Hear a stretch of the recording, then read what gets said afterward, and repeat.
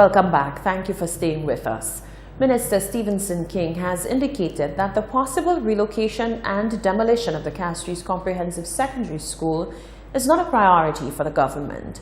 His statement was made in light of concerns and backlash faced over the revelations, including the possible deterioration of Canada-St. Lucia relations. More in this report. With the unrest over the uncertainty of the fate of the Castries Comprehensive Secondary School still a major talking point, the island's infrastructure minister has weighed in to hopefully put some minds at ease. One of the biggest concerns on the matter was that the demolition and relocation of the school from its shock location along the John Compton Highway would undoubtedly affect relations between St. Lucia and the country which gifted the island with the learning institution, Canada. On Wednesday morning, Stephenson King indicated that there is no decision on the idea of demolition and relocation of the school and that he fully understands how important it is to respect gifts of goodwill. For me, as a parliamentarian, as one who has been involved in the politics now for 31 years, I cherish every gift given to the people of St. Lucia.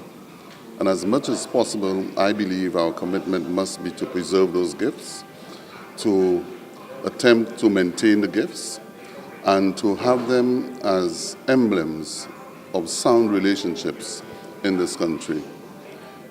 The discussion has been going on, no decision has been taken, and I must indicate that any decision taken in as far as the demolition of the Castries Comprehensive School will certainly have some impact, not only on the students, the alumni, those who have attended the Castries Comprehensive School over the 44 years or so that the school has been in existence.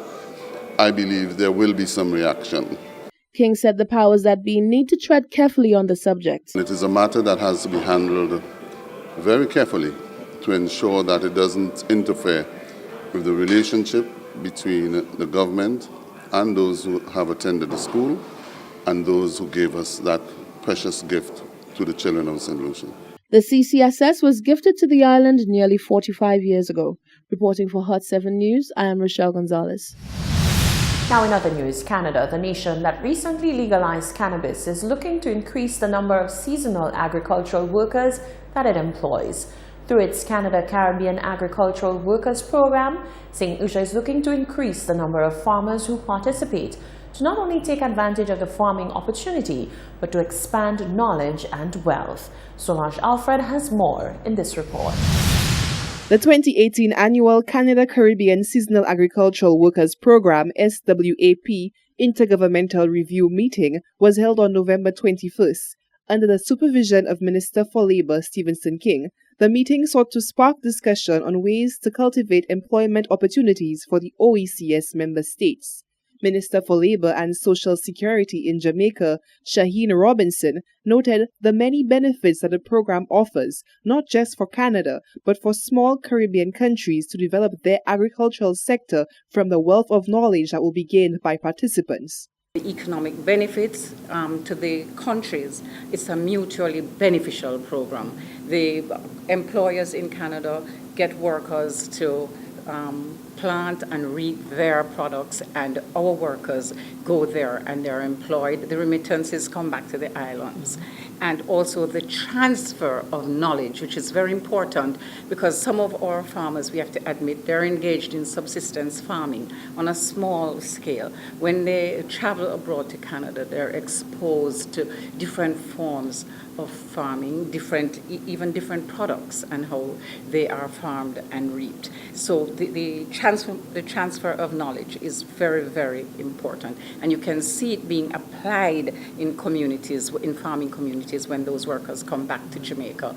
Also, the upward mobility of the worker is so valuable, and you can see it. So the demand for people to go on this program in Jamaica is enormous. As countries across the globe change their stance on the legal status of marijuana, including Canada, which recently legalized recreational and medicinal cannabis, Minister for Labour and Social Partnership Relations, Colin Jordan, explored the topic of foreign farmers being used in the cultivation of the crop in Canada. Jordan explained that policymakers of Barbados will be moving swiftly to make the necessary changes to ensure that the country's laws are respected. It is a matter that we are working pretty expeditiously on as it relates to changing whatever legislative constructs need to be changed and amended so that there can be no dispute, no encouraging of people to contravene laws. That is something that is high on our agenda and has already engaged the attention of the Cabinet. And so a policy will be shortly forthcoming as it relates to the legalization of cannabis for medicinal purposes. SWAP's mandate remains the allocation of foreign workers to farms in Canada for 6 weeks to 8 months annually, with the hopes of reducing the labor shortage within Canada's agricultural sector. Reporting for Hot 7 TV, I am Solange Alfred. Tuberculosis knowledge among healthcare professionals in the public and private sector will be enhanced as tuberculosis sensitization workshops were recently held. We have the details in this report. The Ministry of Health and Wellness, with the support of the Pan American Health Organization PAHO, hosted a series of workshops aimed at sensitizing health practitioners on the prevention, control, and management of tuberculosis (TB). Tuberculosis is a global health problem that affects millions of people each year. Physician of the Infectious Diseases Unit in the Department of Health and Wellness, Dr. Gail Kajada, says, although the prevalence rate of TB in St. Lucia is low, it is necessary that control of the disease remains a public health priority. St. Lucia is considered to be a low incidence or low burden TB country, which is good. We have less than 10 cases per 100,000 in the population. We'd like it to stay that way, and actually we're aiming for the end TB strategy, and we're hoping to end TB by 2035. Dr. Kajada says it is of paramount importance that healthcare practitioners are competent in the diagnostic and clinical management of tuberculosis. We also want to sensitize persons so that we can uptake cases. Okay, so if we have a situation where a person has been presenting to a facility and they have a cough for 2 weeks or more, then we should have TB on your radar. Yeah, so we're not going to say it is TB, but we want you to think TB as one of the diagnoses that it could possibly be, in addition to something like a lower respiratory tract infection. So we don't find ourselves in the situation where a person goes repeatedly to a health facility and it ends up that they have TB, but it just took a while to diagnose it. PAHO Advisor for Disease Prevention Control and Health Surveillance, Dr. Jean-Marie Wangabobo, facilitated the workshops and emphasized on the need for practitioners to be updated on the new methodologies for the proper management of TB. It is very important that really we understand how to properly do contact tracing to make sure that really whoever is at risk of developing the disease is detected in time, and those who might even require treatment, they are properly identified and provided the treatment that they need. The tuberculosis sensitization workshops focused on subject areas such as diagnosis and clinical management, TB contact tracing, and TB cohort analysis. Reporting from the Communications Unit of the Ministry of Health and Wellness, I am Fennel Neptune. On Wednesday, the World Trade Organization hosted a regional trade policy for Caribbean countries. Discussions of e-commerce trends and service trade dominated the proceedings with the ever-present shift in technology. Solange Alfred reports. The World Trade Organization works with a number of international governmental organizations in activities ranging from statistics research, technical assistance, standard setting, and training. On November 21st, the organization hosted a regional trade policy training with a focus on e-commerce, standards, goals, and regulations pertaining to trade relations between countries. Speaking with Director of International Trade in the Department of Commerce, Dr. Thomas Samuel, he explains that the purpose of the workshop truly focused on the proper management of issues that may arise when dealing with trade services.